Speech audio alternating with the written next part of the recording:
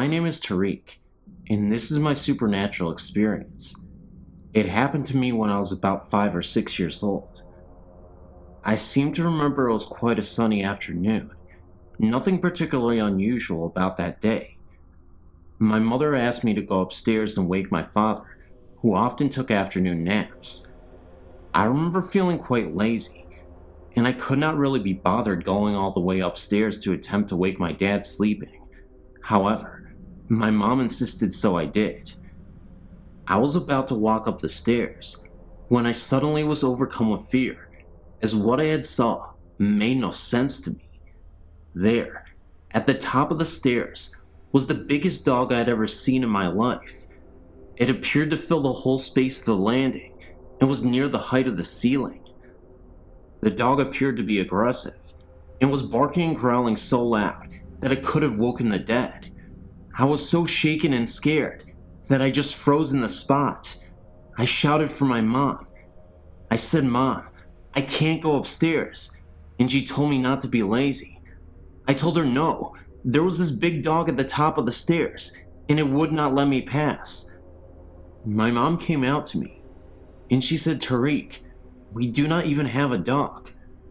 Of course, this is what I already knew. I quickly told my mom to get over here and see what I was seeing, but by the time she arrived and looked up the stairs, it was gone. This perplexed me even more, and being the age I was, I couldn't even understand it. I started to doubt myself, wondering if I ever even saw it at all, and I trusted and believed in my mother. So if she didn't really see it, maybe I was just hallucinating, and it really wasn't there. Obviously, the dog disappeared, and after a while, I forgot about it, and never resurfaced again. However, these memories came back when I was about 12 years old, and I spoke to my mom about it. Looking back on it, I do believe I saw something paranormal, but any ideas on why my mom or dad could not see it or hear it, and why was the dog being so protective, beats me. I don't know, but it was sure a scary sight. It just sucks that I feel like I was the only one who had saw it, and it makes me crazy. But what can you do? I don't know.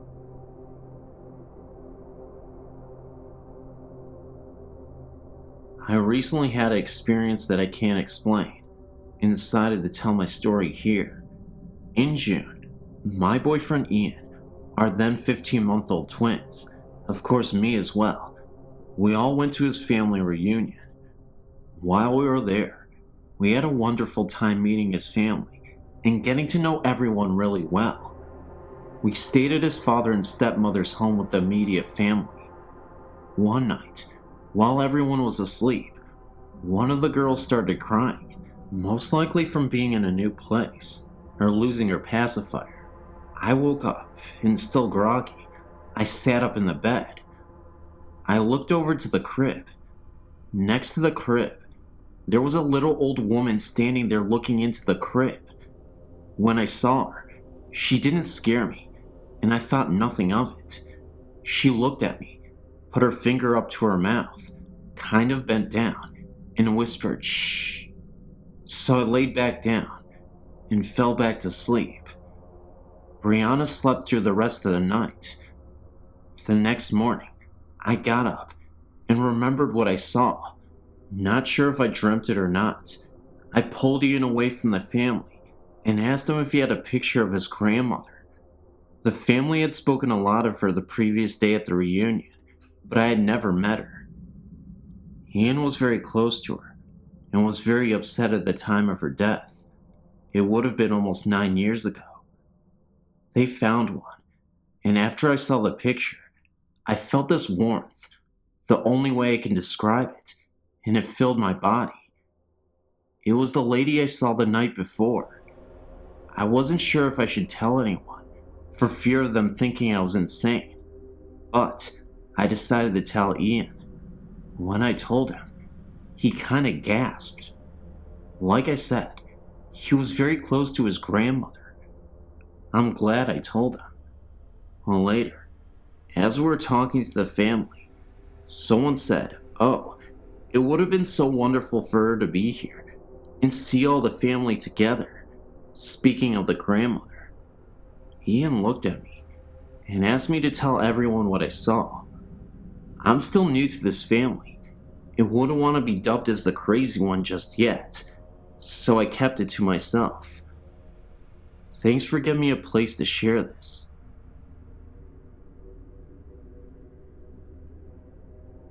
In 1983, we moved into a home that had suddenly been vacated by the owners.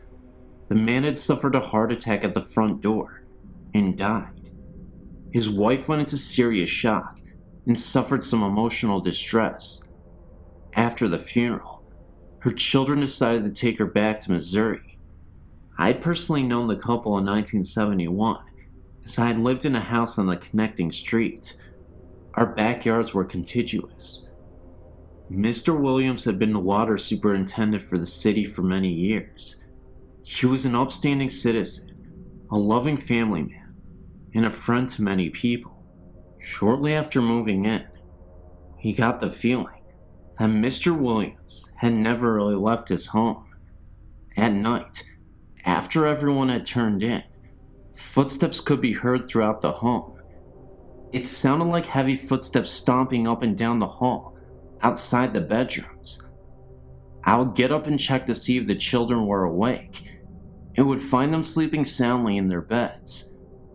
Once in a while, doors would open up wide, as if someone was entering a room, and then the door would slam shut.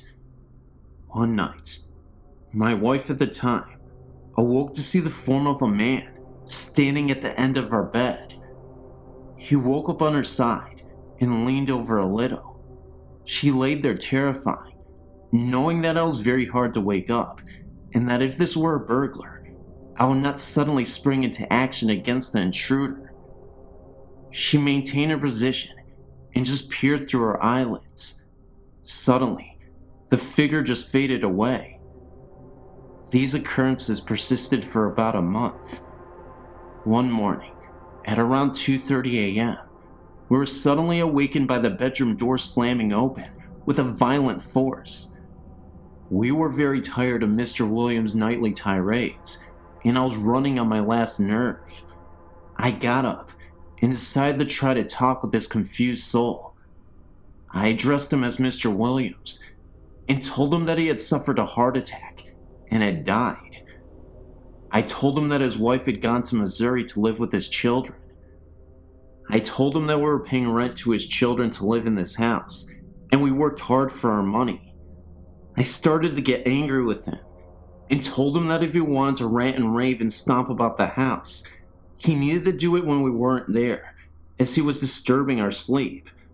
If he continued, we would be forced to move, and his children would have to find other renters. I suggested he go to Missouri, because that is where he would find his wife. After that, we never heard from Mr. Williams again.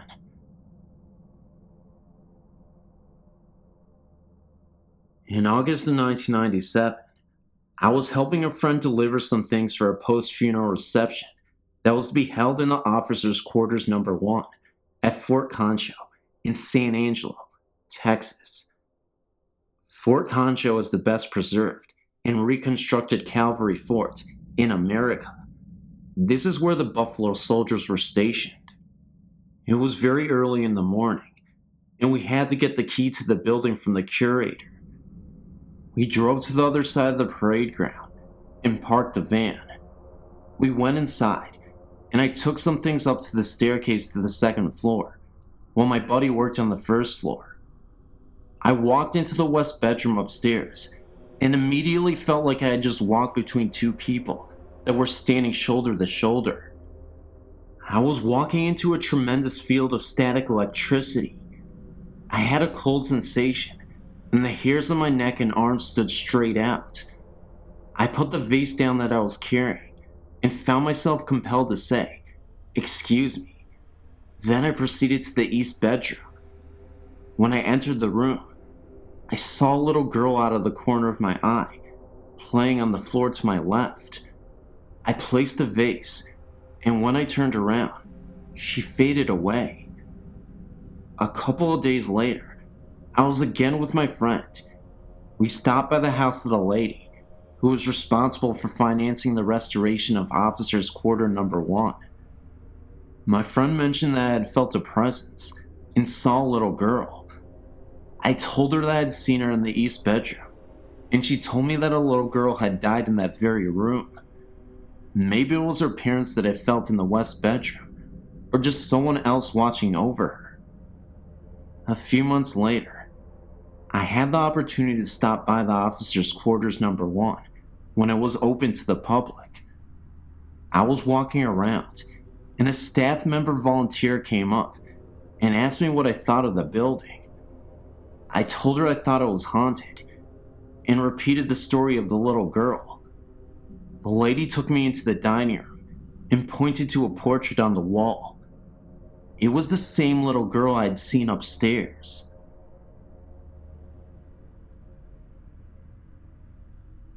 I would first like to say, I was not a believer in ghosts or spirits.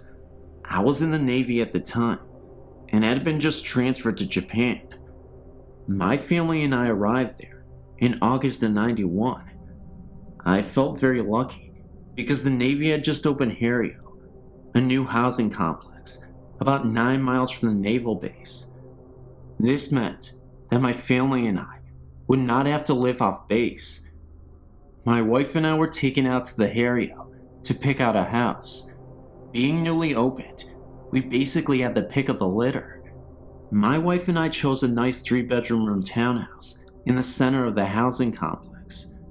We moved in within 3 days and began to settle down. Nothing much happened for the first month or two. Then one night, my daughter, who was 3 at the time, started waking up at night crying. She would point at the wall and tell me to make the snake lady go away. This happened about once a week.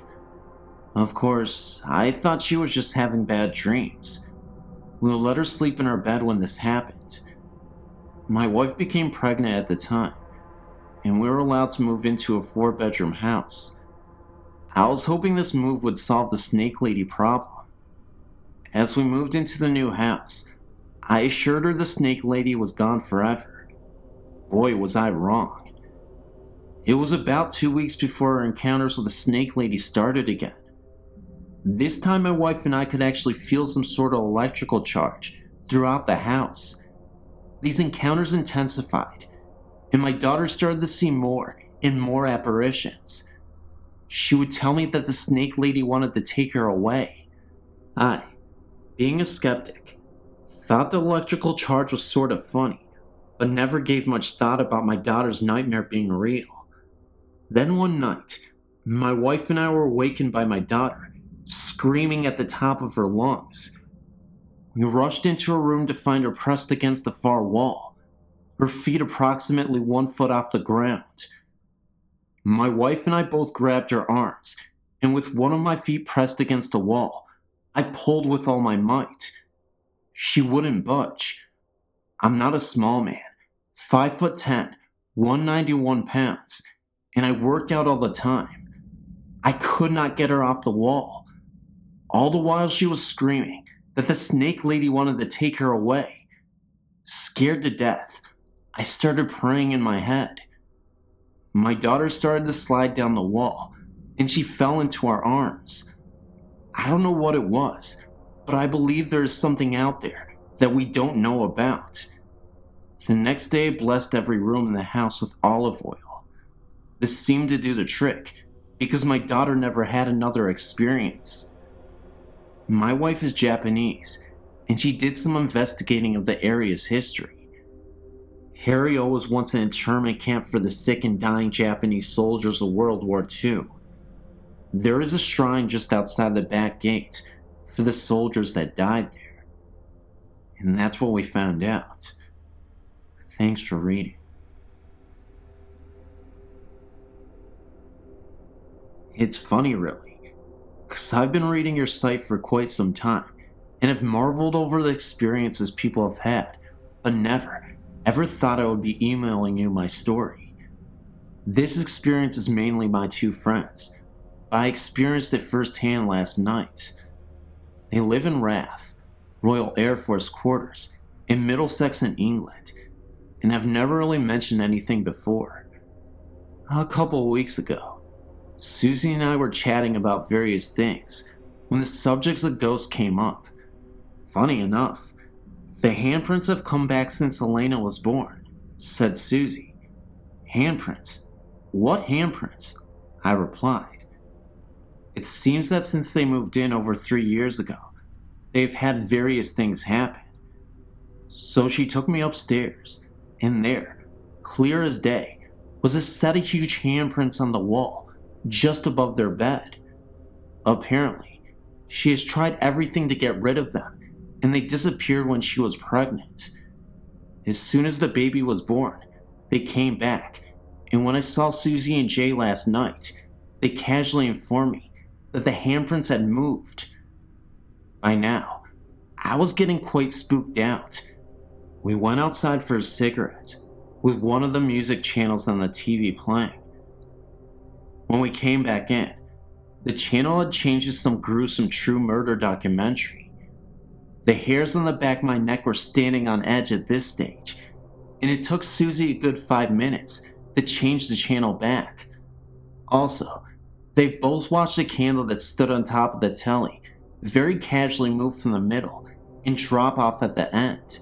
Things have been moved around, never hidden, and the TV also turns on and off. Susie and Jay were very relaxed about this, and the ghost obviously means them no harm. Last night, it was Susie, Jay, and me, and they told me what happened last Sunday. Apparently, Susie had gone up to change Elena, and had set out her pajamas and nappy out in the changing mat in the bedroom. She was bathing Elena, and thought that perhaps she could use one of the smaller nappies instead of the big one that she had pulled out. When she went back into the bedroom, the pajamas and the big nappy had been thrown onto the chair, and in a perfect arc were 3 of the smaller nappies on the changing mat. Poor Jay got it right in the neck for that, until he explained that he hadn't been upstairs at all. Again, the hairs on my neck were standing on end, and when I had to go upstairs to use their toilet, Susie had to come with me. We then went out for a cigarette, and as we were sitting there, I saw the shadow of someone walking to the kitchen. Didn't think anything of it, until I realized that we were all sitting outside. I told them, and Susie said that she sees shadows out of the corner of her eye all the time. We then went back in, and I was sitting on the sofa next to Susie, talking to Jay, when I noticed that she was staring at something right behind her. I asked what she was looking at, but she said nothing at first, knowing how freaked out I was getting. She then began to tell me that she noticed a transparent man with an axe lodged into his forehead casually move from the room we were in and into the kitchen, then disappear. She had told me that when she was alone in the living room, another time, that she also saw a man sitting down at the kitchen table, as if he was writing on a piece of paper, then disappear shortly after. Apparently, they are not the only ones to experience things. It seems that quite a few people in the row of houses had strange things happen, and the couple on end have seen a shadowy figure. She asked me to babysit Elena next week. Must admit, not too keen on having the extra company though. When I was about 10 years old, my family lived with my great-grandmother and me, and my brother had to sleep in the basement. Half was for storage, half was an extra room. So one night, at like 3, I had to walk to the top floor to take a pee. On my way down, I hear the voice of a little girl say goodbye. Then I noticed that same voice, and it said die. I immediately freaked out and ran back into my room, absolutely terrified. There was another incident with my brother. He was in the basement, and he heard the same voice coming up the stairs from it. It said die as well. And he turned back, looked down the stairs, and the apparition of a girl was standing right there, and then materialized and disappeared in an instant. When I was 15, we moved out to New Jersey. When I was 16, I heard horribly violent screaming.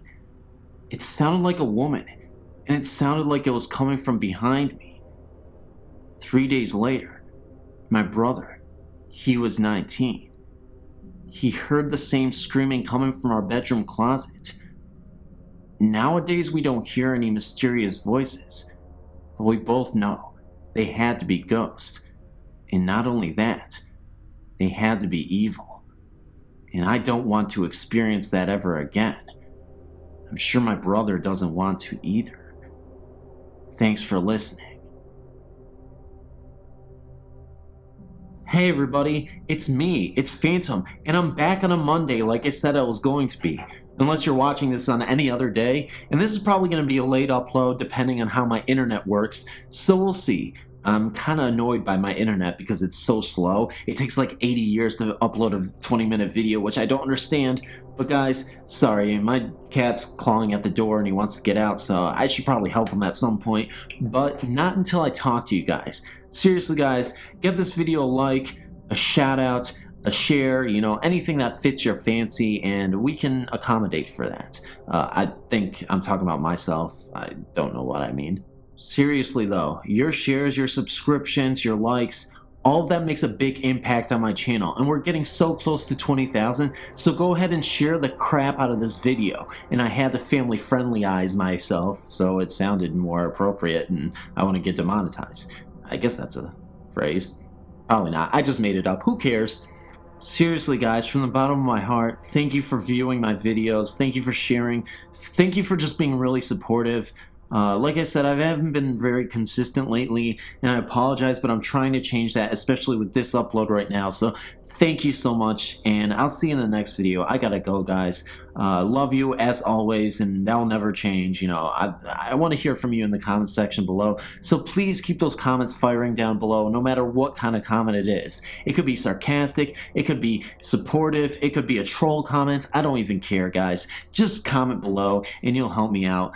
Thank you guys, love you, and I'll see you in the next video.